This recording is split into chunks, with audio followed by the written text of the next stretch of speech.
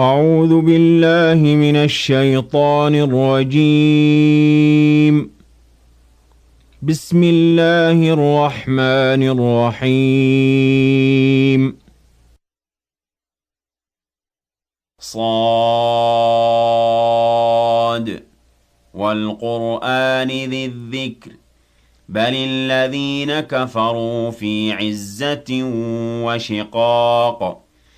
كم أهلكنا من قبلهم من قرن فنادوا ولا تحين مناص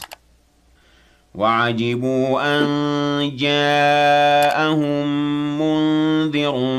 منهم وقال الكافرون هذا ساحر كذاب أجعل الآلهة إلها واحدا إن هذا لشيء عجاب وانطلق الملأ منهم أن امشوا واصبروا على آلهتكم إن هذا لشيء يراد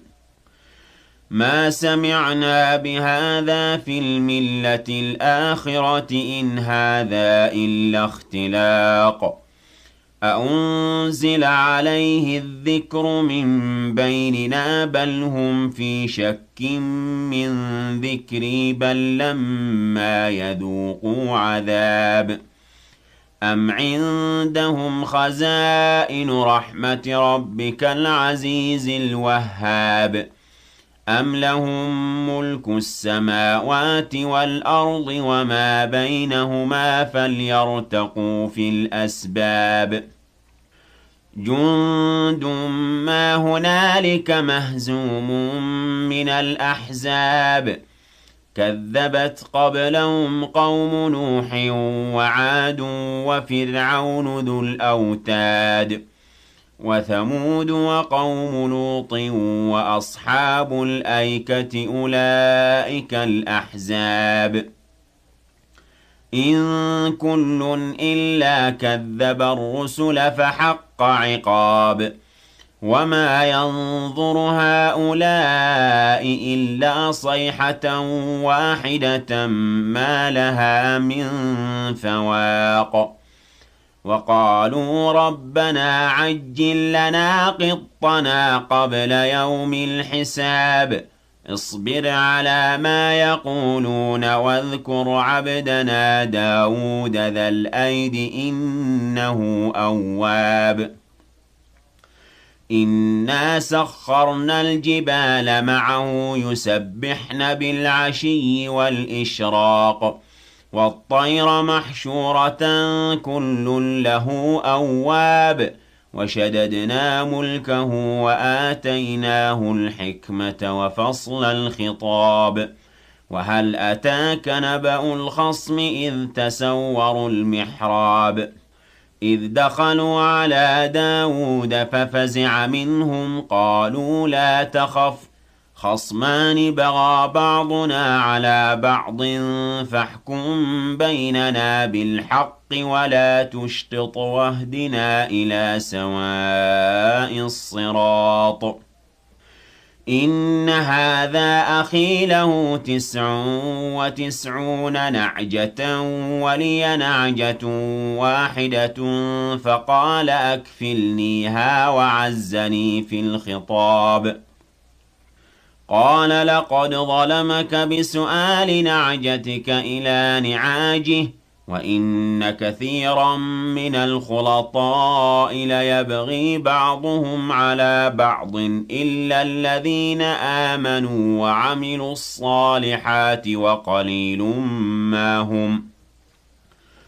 وظن داود أنما فتناه فاستغفر ربه وخر راكعا وأناب فغفرنا له ذلك وإن له عندنا لزلفى وحسن مآب يا داود إنا جعلناك خليفة في الأرض فاحكم بين الناس بالحق ولا تتبع الهوى فيضلك عن سبيل الله إن الذين يضلون عن سبيل الله لهم عذاب شديد بما نسوا يوم الحساب وما خلقنا السماء والأرض وما بينهما باطلا ذلك ظن الذين كفروا فويل للذين كفروا من النار أم نجعل الذين آمنوا وعملوا الصالحات كالمفسدين في الأرض أم نجعل المتقين كالفجار كتاب أنزلناه إليك مبارك ليدبروا آياته وليتذكر أولو الألباب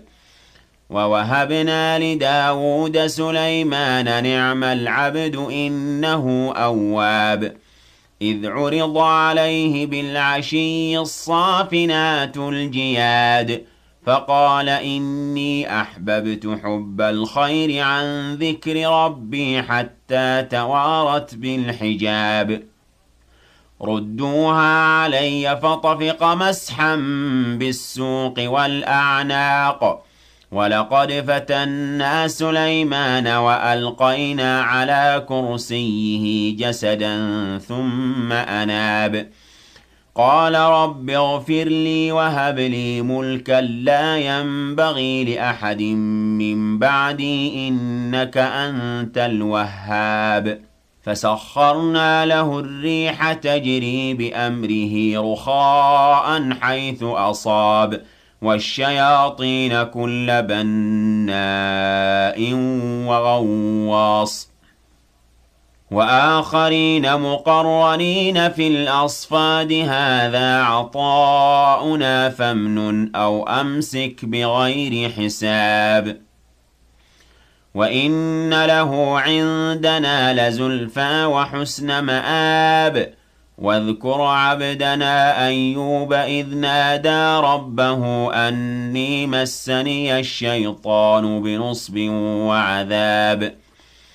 اركض برجلك هذا مغتسل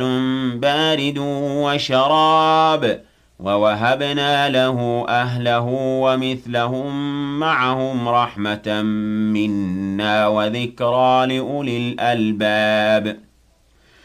وخذ بيدك ضغثا فاضرب به ولا تحنث إنا وجدناه صابرا نعم العبد إنه أواب واذكر عبادنا إبراهيم وإسحاق ويعقوب أولي الأيدي والأبصار إنا أخلصناهم بخالصة ذكر الدار وإنهم عندنا لمن المصطفين الأخيار واذكر إسماعيل واليسع وذا الكفل وكل من الأخيار هذا ذكر وإن للمتقين لحسن مآب جنات عدن مفتحة لهم الأبواب متكئين فيها يدعون فيها بفاكهة كثيرة وشراب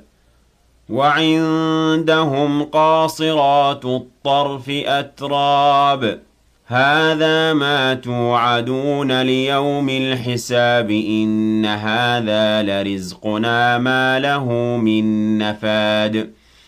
هذا وإن للطاغين لشر مآب جهنم يصلونها فبئس المهاد هذا فليذوقوه حميم وغساق وآخر من شكله أزواج هذا فوج مقتحم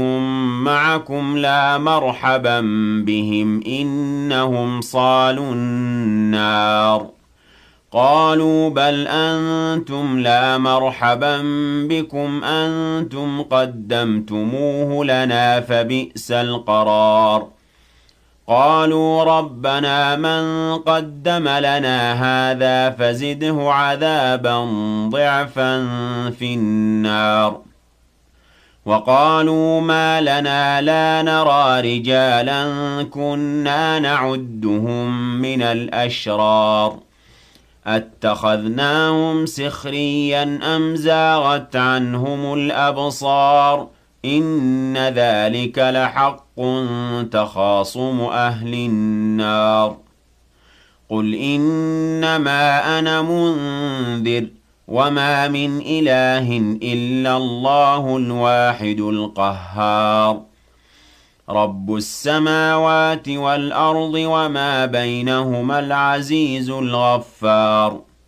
قل هو نبأ عظيم أنتم عنه معرضون ما كان لي من علم بالملأ الأعلى إذ يختصمون إن يوحى إلي إلا أنما أنا نذير مبين إذ قال ربك للملائكة إني خالق بشرا من طين فإذا سويته ونفخت فيه من روحي فقعوا له ساجدين فسجد الملائكة